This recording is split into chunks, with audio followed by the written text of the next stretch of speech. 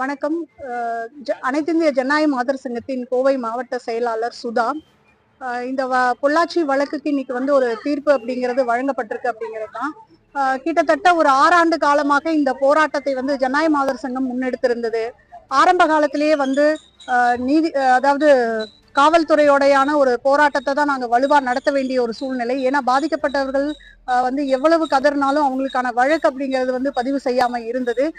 அதன் பிறகு நடந்த தொடர் போராட்டத்தின் காரணமாக தான் வந்து இந்த வழக்கு அப்படிங்கிறது பதிவு செய்யப்பட்டு இன்னைக்கு வந்து தீர்ப்பு வழங்கப்பட்டிருக்கு. அன்றைக்கு இருந்த ஏடிஎம்கே அரசு வந்து பெரிய அழுத்தத்தை அந்த பாதிக்கப்பட்டவங்க மேல கொடுத்தாங்க, ஒரு அச்சத்தை ஏற்படுத்தினாங்க.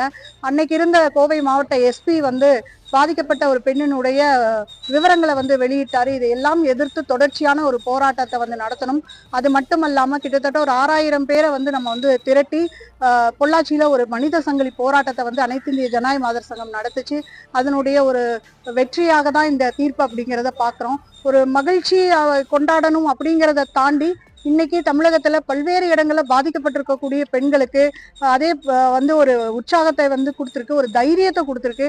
அதே போல இந்த வழக்குல பாதிக்கப்பட்டு புகார் அளித்த பெண்கள் வந்து இனி தைரியமாக இருக்கலாம் அப்படிங்கிறது மட்டுமல்ல, புகார் கொடுத்தால் கண்டிப்பாக வந்து பாதிக்கப்பட்டவங்களுக்கு நீதி கிடைக்கும் அப்படிங்கிறதும் இன்னைக்கு வந்து சொல்லப்பட்டிருக்கு. அப்படிங்கிறது தான் ஒரு காலதாமதப்படுத்தப்பட்ட நீதியாக இருந்தாலும் சரியான ஒரு நீதி அப்படிங்கிறத நாங்க எதிர்பார்த்திருக்கோம். இனி 12 மணிக்கு மேல வந்து முழுமையான தீர்ப்பு அப்படிங்கிறது வந்து வழங்கப்படுங்கிறாங்க. ஆனா அதற்கு முன்னாடியே வந்து ஒரு நல்ல தீர்ப்பு வரும் அப்படிங்கிற ஒரு சாதக சூழ்நிலைகளை நாங்க இங்க உணர்றோம். அததான் ஒரு மனநிலை வந்து அந்த கொண்டாட்ட மனநிலை அப்படிங்கிறது தான். அது மட்டுமல்ல, இனி இந்த பாதிக்கப்பட்டிருக்கக்கூடிய பெண்களுக்கு வந்து ஒரு பாதுகாப்பை வந்து அரசு உத்தரவாதப்படுத்தணும். அது மட்டுமல்ல, அரசின் மூலமான நிவாரணங்களை வந்து இந்த பாதிக்கப்பட்டவங்களுக்கு கொடுக்கணும். இனி மேற்கொண்டு இம்மாதிரியான ஒரு சம்பவம் இனி இந்தியாவிலே எங்கேயும் நடந்துடக்கூடாது அப்படிங்கிறது தான்.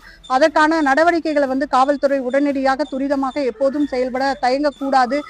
பாதிக்கப்பட்ட பெண்கள் பக்கம் வந்து அரசு வந்து நிக்கணும் அப்படிங்கிறத வந்து நாங்க சொல்லிக்கிறோம்.